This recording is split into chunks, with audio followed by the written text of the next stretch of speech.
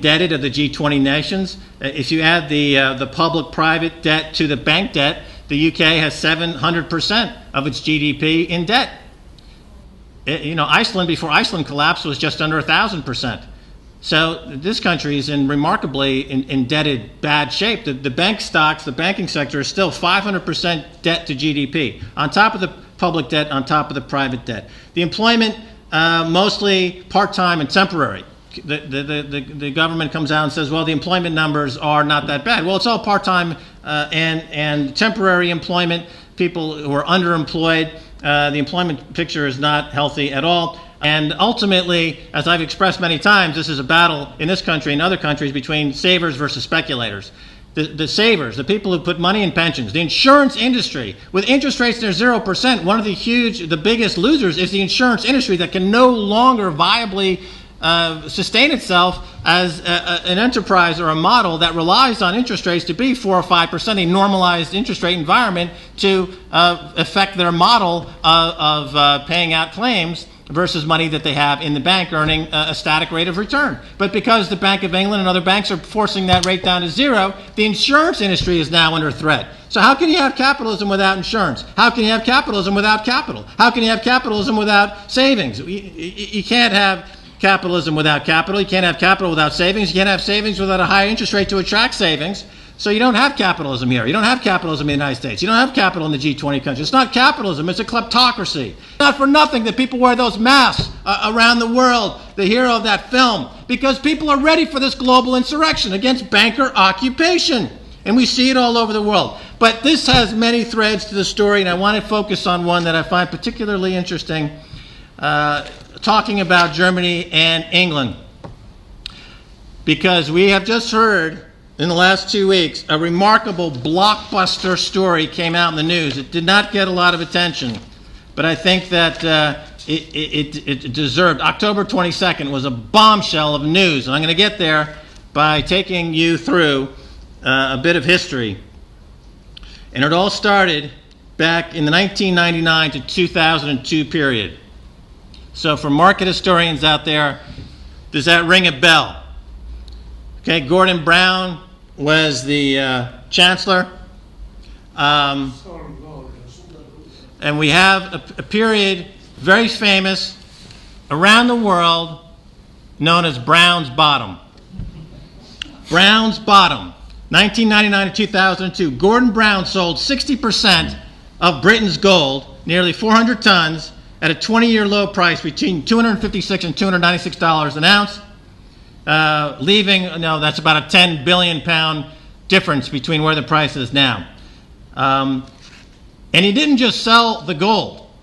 He panic sold the gold. Or, to use the parlance of the day, he bottled it. Gold was sold at 10% below that day's fix in the London fix.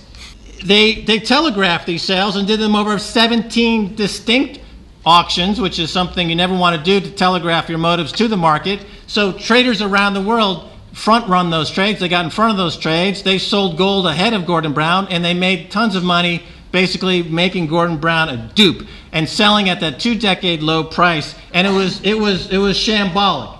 And the press at the time, to give you an idea of what people were saying about this at the time, it's no secret that this was one of the worst tragedies in Britain's financial history.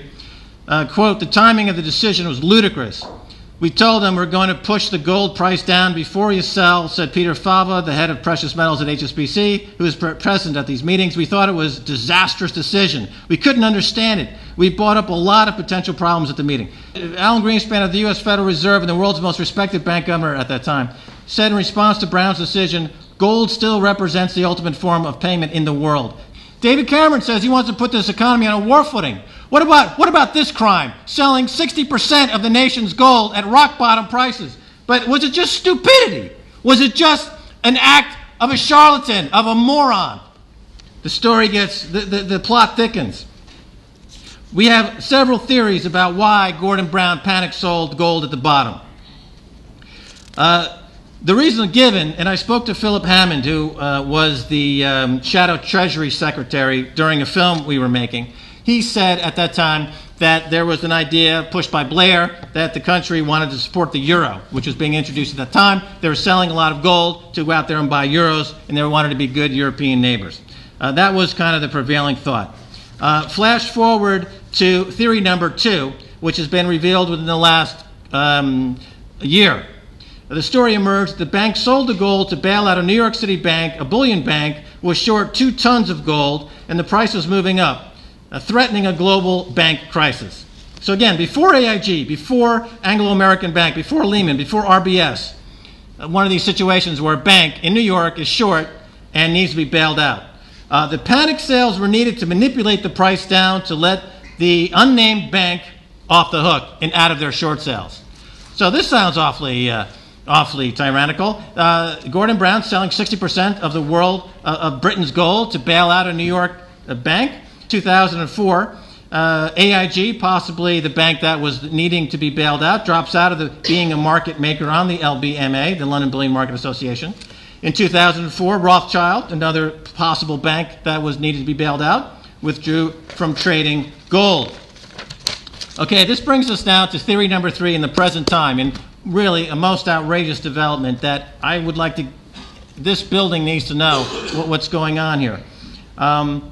I told you I made that film with Philip Hammond, who was in the film in 2008. It was called Brown's Bottom, and we were talking about Germany and gold and the value of gold.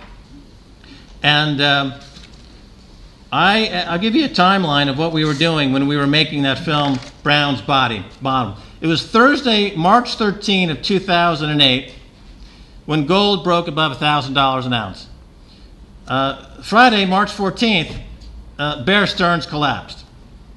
And by the way, JP Morgan bought them out for $2 a share and inherited a multi-billion ounce silver short naked position, which we can talk about later. Sunday, March 16th, 2008, the Fed in America slashes interest rates by 75 basis points. Okay, that Monday, March 17th, Stacy Herbert and myself, making this film, were at the Bundesbank. We were at the Bundesbank in Berlin, in Frankfurt, thank you. And we were making this film about why gold is important. And in the interview and in the melee, and the Bundesbank was in panic, it let slip from one of their attachés, the public relations person, when I asked, let's see the gold, we were told the gold is not here. We pressed on this point, asking where the gold was. Our film came out a few months later, and this set off a wide curiosity in Germany about their gold and why wasn't it at the Bundesbank. It turns out that 60% of their gold is actually held outside of the country. And the country of Germany was very upset about this, and there's been, for 4 years now, there's been a growing grassroots effort to make some accounting of that gold. This has been growing. They then admitted that 60% of their gold was outside of the country, mostly at the New York Fed. And then, here's the bombshell.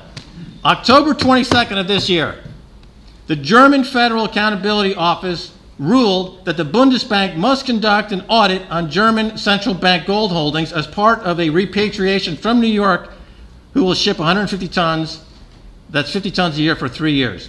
The statement from Germany included a previously classified report that reveals that the Bundesbank withdrew nearly 1,000 tons of gold from the Bank of England in 2000 and 2001, decreasing Germany's gold holding in London from 1,400 tons to 500 tons.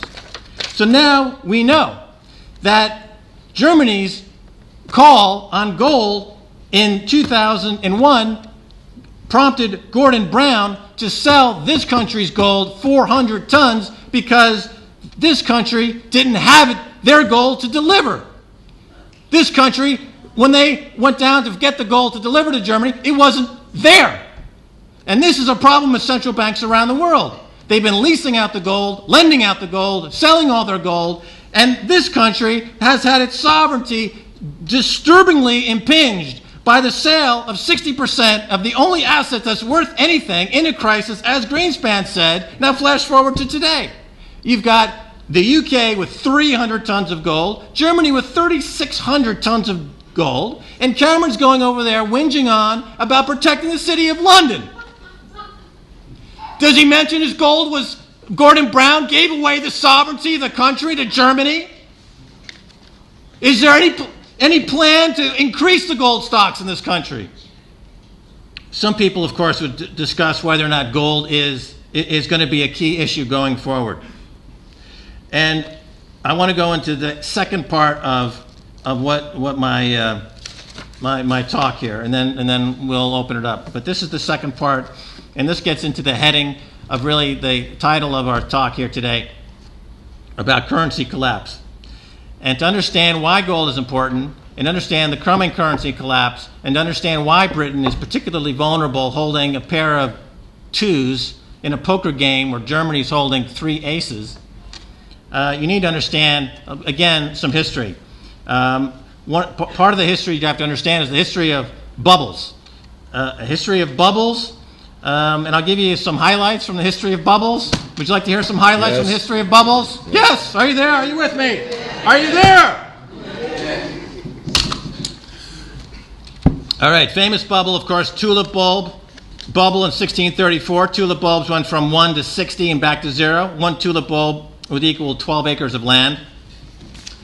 This is what happens. People get psychotic. They go into manias. There's a great book called The History of Manias that talks about this. The Mississippi Company from 1720. You had the stock in that company. This is part of John Law, famous financier, created a Ponzi scheme backed by the currency of the country. The stock in that company went from 500 to 18,000 to 0. The NASDAQ in America, 1981 to 2000. It started off at around 1,000, blew up during the dot-com bubble to 5,000, crashed. Now these are bubbles that are caused primarily by greed is a factor that drives these bubbles. Another major bubble is caused by fear. A good example would be gold from 1970 to 1982 during the oil embargo, the Mideast unrest, political unrest, the Nixon impeachment, social unrest. People were driven into gold out of fear. Price went from 35 to 800. A 2,400% gain. It then went down to a price known in infamy as Brown's bottom. So let's talk about today. I want to describe a market to you, and you tell me if it sounds like a bubble. It starts in 1982. It's hitting in America a 240-year high.